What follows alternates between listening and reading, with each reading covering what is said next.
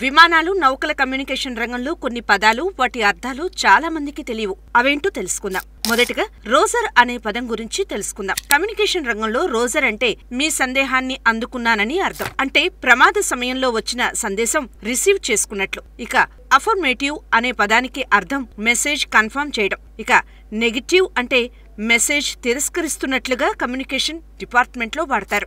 ఇక read back అంటే ATC నుంచి అందిన సూచనలను పైలట్ అర్థం చేసుకున్నట్లు. అలాగే క్లియర్డ్ ఫర్ టేకాఫ్ అంటే టేకాఫ్ చేయడానికి అనుమతి ఉందని అర్థం చేసుకోవాలి. ఇక లైన్ అప్ అండ్ వెయిట్ అంటే రన్వే పైకి వచ్చిన విమానం టేకాఫ్ కోసం వెయిట్ చేస్తున్నట్లు. ఇక బ్రేక్స్ రిలీజ్ పదానికి టేకాఫ్ కోసం బ్రేకులు వదిలి విమానం స్టార్ట్ అయినట్లుగా అర్థం చేసుకోవాలి. ఇక పాన్ పదానికి అర్థం ఏంటంటే ఇప్పటికిప్పుడు ప్రాణాపాయం లేదు కానీ అత్యవసర పరిస్థితి మాత్రం ఉందని అర్థం చేసుకోవాలి. అంటే ఈ కమ్యూనికేషన్ పైలట్ పంపితే స్టేషన్ సిబ్బంది అలర్ట్ అవుతారు, సాయం చేయడానికి సిద్ధంగా ఉంటారు. చివరగా మేడే కాల్ అంటే ప్రాణాపాయ స్థితిలో ఉన్నామని అర్థం. ఫ్రెంచ్ భాషకు చెందిన ఈ పదానికి అర్థం సాయం చేయండి.